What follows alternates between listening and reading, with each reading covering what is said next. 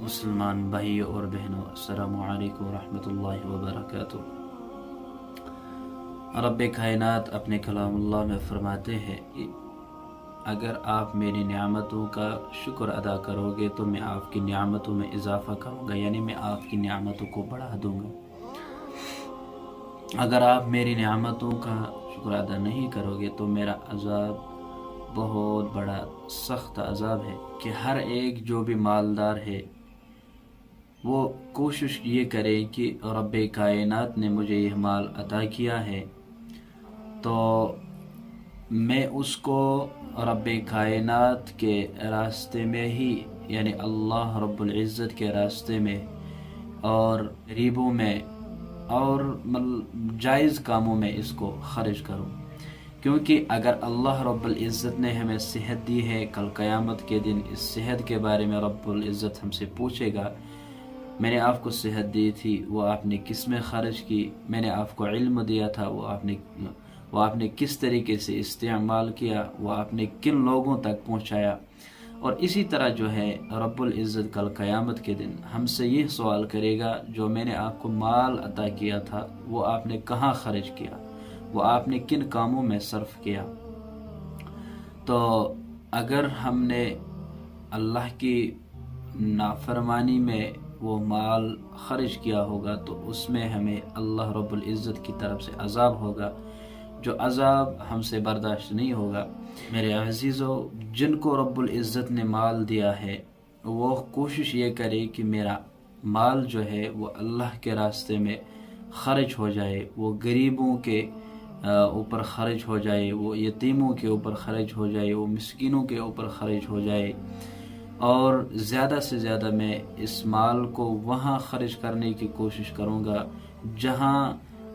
دین کو اور دین اسلام کو فائدہ ہو، جس سے دین اسلام کو فائدہ ہو، نہ کہ اور کاموں میں خرچ کروں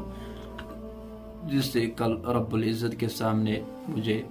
سر جھکانا پڑے۔ اور حدیث پاک میں بھی آیا ہے کہ ایک دن ایسا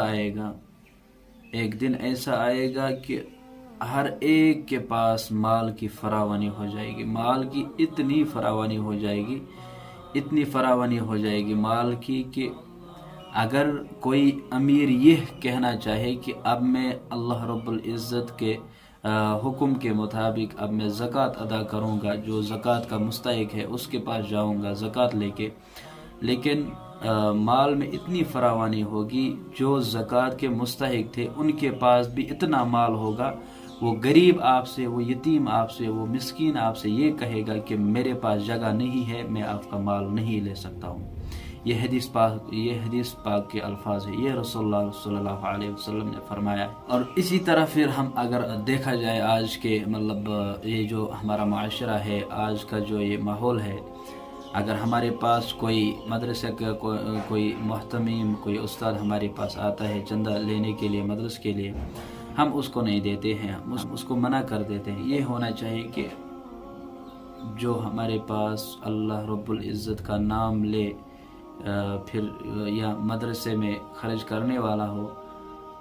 زکوٰۃ لینے کے لیے آ جائے، ہمیں یہ اس کا ایسا مال لینا چاہیے کہ یہ میرے پاس آیا میرے مال کی زکوٰۃ نکالنے کے لیے، یہ اللہ رب العزت نے میرے پاس اس کو بھیجا۔ اس وقت انسان سمجھنا چاہیے کہ اللہ رب العزت نے اس کو میرے پاس بھیجا ہے تاکہ یہ میرے مال کی زکوٰۃ نکالے، ٹھیک ہے؟ نہیں کہ ہم پھر بھاگ جاتے ہیں کسی مولوی صاحب کو دیکھتے ہوئے کہ اب میرے پاس آئے گا، اب مجھ سے زکوٰۃ لے گا، اب مجھ سے پیسے لے گا۔ وہ مولوی صاحب کو کسی گھر میں خرچ کرنے کے لیے نہیں ہوتے ہیں، بلکہ دین کو پڑھانے کے لیے خرچ کیے جاتے ہیں وہ پیسے۔ اور دوسری بات یہ ہے کہ اگر آپ نے اللہ کے نام پہ زکوٰۃ دے دی، آپ کے پاس کوئی مولوی صاحب آیا، اس کو آپ نے پیسے دے دیا مدرسے کے لیے، پھر اگر اس نے کسی اور چیز میں خرچ کیے، اس کے ذمہ دار آپ نہیں ہوں گے، اس کے ذمہ دار وہ ہوں گے جنہوں نے آپ سے مال لیا، وہ مولوی صاحب ہوں گے جنہوں نے آپ سے مال لیا یہ بول کر کہ مجھے مدرسے میں خرچ کرنا ہے، اس کے ذمہ دار وہ ہے، اس کا جواب رب العزت کے سامنے ان کو دینا ہے، آپ کو نہیں دینا ہے۔ اسی لیے میں ہر ایک جن کو رب العزت نے وسعت دی ہے، استطاعت دی ہے، وہ اپنے مال کو زیادہ سے زیادہ اللہ رب العزت کے راستے میں خرچ کرنے کی کوشش کریں، کیونکہ میں نے آپ کے سامنے حدیث پاک بھی بیان فرمائی کہ اس میں اللہ کے رسول صلی اللہ علیہ وسلم فرماتے ہیں کہ ایک دن آپ کو ایسا دیکھنا پڑے گا، ایک دن ایسا آئے گا کہ مال کی اتنی فراوانی ہوگی، سب سے کم تر جو غریب سے بھی غریب ہوگا اس کے پاس بھی اتنا مال ہوگا، پھر اگر آپ یہ چاہو کہ میں اپنے مال کی زکوٰۃ نکالوں، مطلب کوئی مولوی صاحب آپ کے پاس نہیں آئے گا آپ سے زکوٰۃ لینے کے لیے، کوئی فقیر آپ سے مانگنے کے لیے نہیں آئے گا، اتنی مال کی فراوانی ہوگی۔ پھر اگر آپ جاؤ گے یہیں سے کہ میرے مال کی زکوٰۃ لے لو، یہ میرا عشر ہے، یہ میرا زکوٰۃ ہے، یہ میرا صدقہ ہے، یہ لے لو،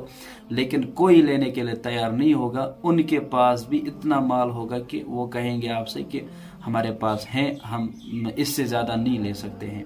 ہمارے پاس بہت سارا ہے۔ وہ دن دیکھنے سے پہلے ہم یہ کوشش کریں کہ جو غریب ہے ہم اپنے پڑوسی میں دیکھیں، اپنے گاؤں میں دیکھیں، یا جو مدارس چلتے ہیں تو ان تک اپنا یہ مال پہنچائے، اپنے مال کی زکوٰۃ چاہے، تاکہ اس سے جو ہے آپ کا بھی فائدہ ہوگا اور دین اسلام کا بھی فائدہ ہوگا اس سے، اور آپ کا یہ فائدہ ہوگا کل رب العزت قیامت کے دن آپ سے جب پوچھے گا تو آپ اس فخر سے یہ جواب دے سکتے ہیں کہ میں نے اللہ رب العزت کے راستے میں خرچ کیا، یا کوئی مسجد تعمیر ہو رہی ہے کسی جگہ اپنے محلے میں، اس کو زیادہ سے زیادہ تعاون فرمائے، اللہ رب العزت آپ کے مال میں زیادہ سے زیادہ برکت عطا کریں گے۔ تو اللہ رب العزت ہم سب کو سننے سے زیادہ عمل کرنے کی توفیق عطا فرمائے، وما علینا الا